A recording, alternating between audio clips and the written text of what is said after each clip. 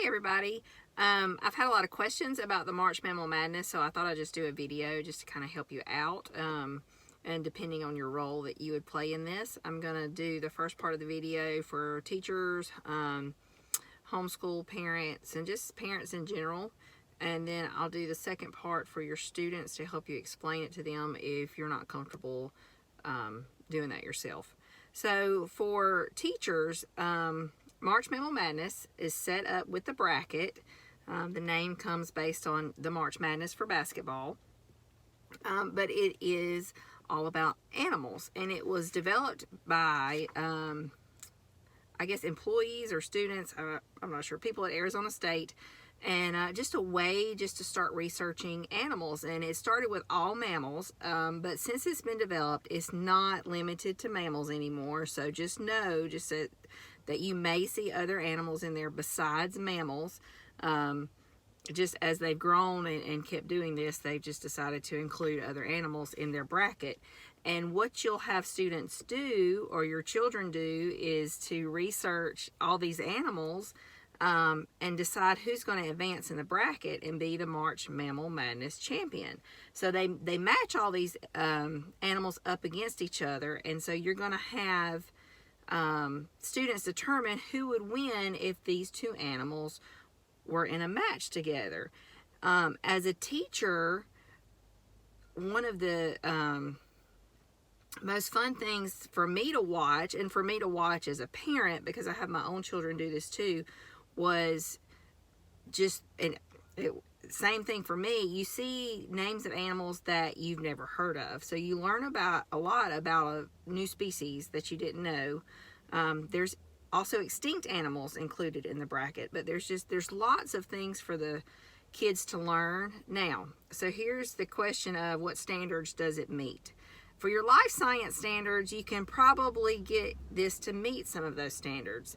For your chemistry, your physics, or things like that, it's not going to meet any of those standards. So you won't be able to spend as much time in class on it. It may be more of an outside of class thing. Mostly what I did, because I was always stuck to the standards, so most of what I did is I gave them the bracket. I got them to research it on their own time. And we would take like the first 5 minutes of class to see who the winner was for that day. And it ended up being our bell work for the week. And what that did, it just motivated them to learn something new. It got them excited about something that was going to happen at school. A couple years, I did a big bracket in the hallway with some other science teachers, and we had the March Mammal Madness bracket, made it a big thing with the science department.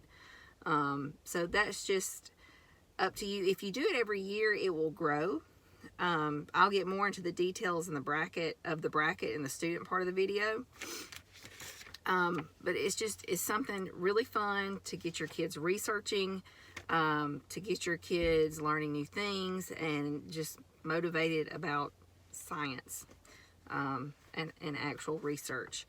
I can email you the links to the bracket, there's a PowerPoint about the animals that can help students do research. There's videos, there's lots of resources. Honestly, overwhelming. If you start looking at all of them, I can email you the basics of what you need if you just reach out to me. I think that's all. Like I said, as a teacher, this was great in class. It was great to promote research. And once the students did it, the first year, the second year, they were asking for it. They wanted to see it again. Can we research? Can we do this? Parents, this is a great way. If your kids are bored, it gives them something to do. It's something new to learn. Homeschool parents, it's great to add into your curriculum. But it's just something productive for your students. And if you have a kid that's always on the phone and you're like, I want to do something productive on the phone, maybe this is a solution for you. All right, so this next part is for teachers and students.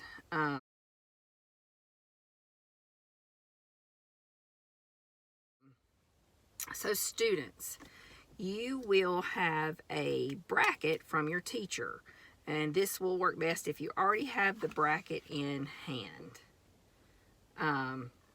So I'm going to show you a picture of the bracket, and you'll see that the bracket is broken into there's four different divisions. And it says March Mammal Madness. They're not always necessarily mammals anymore. The name has just stuck because it started out that way. But you'll have 4 different divisions, and they have a name based on some common characteristics of the animals that are in that division. And so what's going to happen is those animals are going to pair up against each other. Now, on your bracket, you will see that you have a wild card match in the Itty Bitty Comeback City division this year. So that wild card match will be the first match that takes place. So you'll need to pick a winner.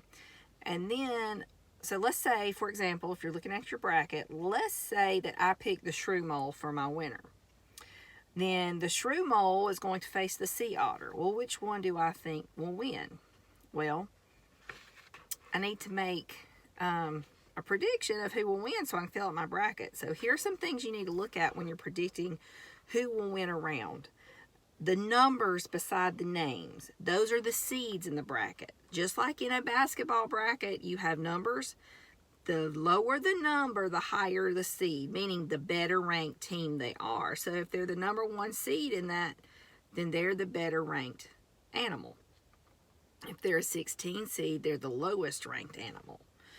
Does that mean that the highest ranked person is going to win every time? No. Most times, yeah. But there are going to be upsets. You just never know where they're going to occur. Another thing you need to know is that it's not always meaning a fight to the death. They're not going to always stage these matches as fights to the death. What they do is they do these simulation videos where they put the animals in an environment and they may fight to the death and one kills the other. One may eat the other. But one may just wander off, and so they lose by default because they wandered off away from the other animal and out of the match. I would highly suggest that you go watch past videos from past years. If you type March Mammal Madness on YouTube, then you will be able to you'll be able to see kind of how it's set up in the past, and maybe see some of the upsets, see some of how the matches turned out. Another thing you need to know is rounds 1 through 3, the higher ranked animal has home field advantage. So if you have a water animal that is ranked number 2 against a land animal that's ranked number 14, they're going to fight in the environment of the water animal, which means the water, especially if it's a fish, right, or a shark or something, the water animal will win because they have home field advantage. That's rounds 1 through 3 that will have home field advantage. Rounds 4 through 6, they have 4 random environments that they can choose from. And this year, the committee has set the 4 random environments to be a tropical rainforest, a subtropical desert, a wetland, or a ghost forest. And you can research what those are. You don't know which 4, though, that these animals will be in. We just know it's one of the 4. So that's something to keep in mind, and just another variable they throw into the competition. So know if they have a home field advantage or not. Know those randomized locations for rounds 4 through 6. Remember, it's not always a fight to the death. Make sure you explore past videos. And also, there is a PowerPoint, and your teacher is going to have a link. There's a PowerPoint of some basic animal information. Now, it's probably not enough to determine the winner of every match, but it's just some basic information to get you started, and a quick survey of the animal and their habitat, and some size comparisons to humans, so you know kind of what size animal you're dealing with. But it's not your... It's not a complete guide. It's just kind of like a starter pack, and your teacher will have that link. I hope you enjoy doing this. I hope you learn a lot. And the last question I want to address is, well, how do I know who wins? How do I know who wins? When is it? So there is a calendar. I'll show you a picture of the calendar. And on this calendar, you have the dates of all the matches. First one being the wild card match that starts on March 13th. So where do you find those? They have a YouTube channel. And if you just search March Mammal Madness on YouTube, you will see the YouTube channel. They also have a video called March Mammal Madness Explained, where they can explain a little bit more. But you find on the day that match is supposed to happen, if you'll go to the YouTube channel, they'll announce the winners. They also have a Twitter page where they will announce the winners.